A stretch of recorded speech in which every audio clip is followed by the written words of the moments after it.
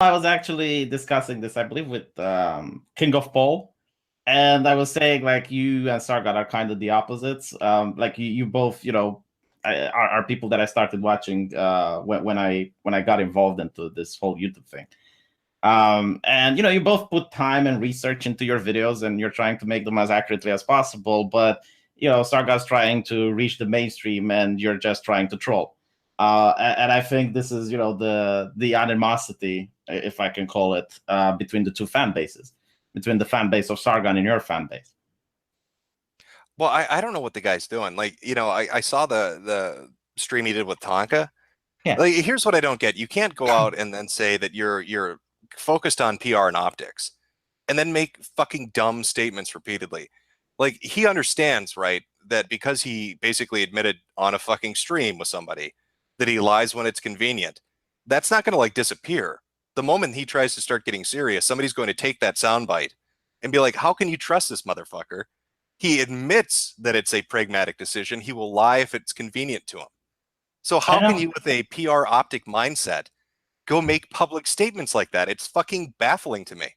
Or calling people, white trying to do the banter thing. But again, if you want to get into politics and changing the world and doing big boy things, they're going to take that soundbite. And then do you think any politician's going to want to associate with that? I mean, look at Rage After Storm. The UKIP blog dumped her because they didn't like some of the things she was saying, and they weren't even like that.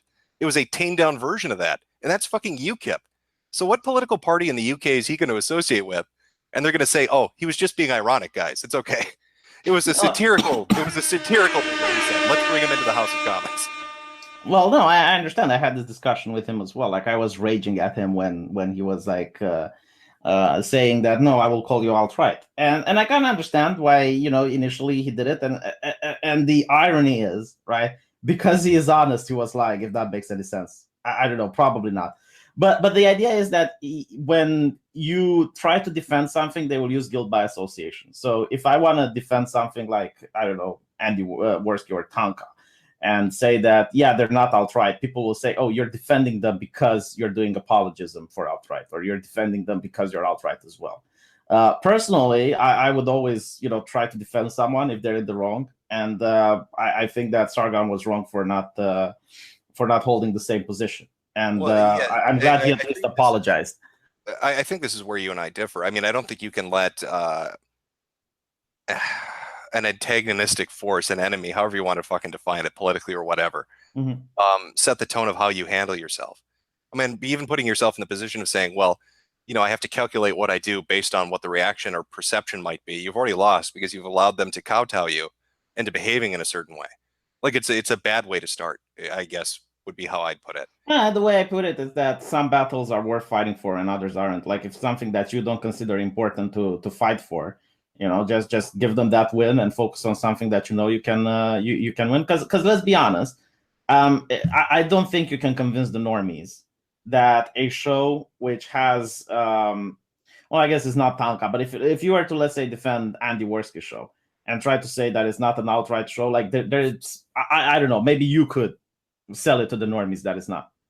But most people like me, they're just, regardless of the arguments that I would be using, I don't think I would ever be able to convince them. Well, yeah, but look at the position then you find yourself in. Okay, let's say that you wanted to take the stance and defend it and say it wasn't an alt-right show, and let's say that you believed it wasn't an alt-right show.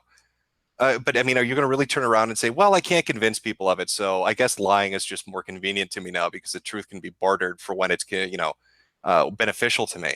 Like that's not leadership. That's not how you attract people to yourself, and that is something normies will respond to, as you like to call them. I agree with you. They're going to look at that and they're going to think, God, do I want to back somebody that's going to do what's just beneficial? Yeah, and I'm glad that he apologized for it. And I think I see. I don't buy the apology. I don't think it was I'm sorry because I'm sorry. I think it was I'm sorry because I was caught. I mean, even in a follow-up comment, he said, "Well, that wasn't the pragmatic me saying that." So well, I don't know how to interpret that. I guess, but caught with what? I mean, like he He was admits that caught. he was lying. He was well, okay, V. He was shamed. Yeah. That's the only reason because he couldn't take the shame. He wanted to I guess throw it off of himself Mhm. because here he's accusing Taka being an alt-right show, even though he said he doesn't believe it, it's just convenient to lie about it. And then Taka plays a clip of somebody attacking him and Taka defending him. And this was like a year or two prior. I don't fucking know. Do you know Where why he's I like, believe him? no, Sargon's not alt-right. And I wouldn't classify Sargon as alt-right. I think that's pretty much fucking apparent to everybody. Jesus. But you know why I believe him is because in the past he defended Daily Stormer. In the past he defended Baked Alaska when he got blinded. He also defended Richard Spencer when he got punched. I think he also gave a fair shake to Charlottesville. And I think that at the moment, you know, the Kubate being like confrontational and trying to uphold his image, he fucked up. And I think he realized he fucked up and he apologized. That's the way I view it as a person who knows the man. Yeah, no, that's fine. I guess we have different views on it. That's Yeah. okay. As for him getting into politics, like I don't think he will personally ever associate with politicians, but I think he tries to use his.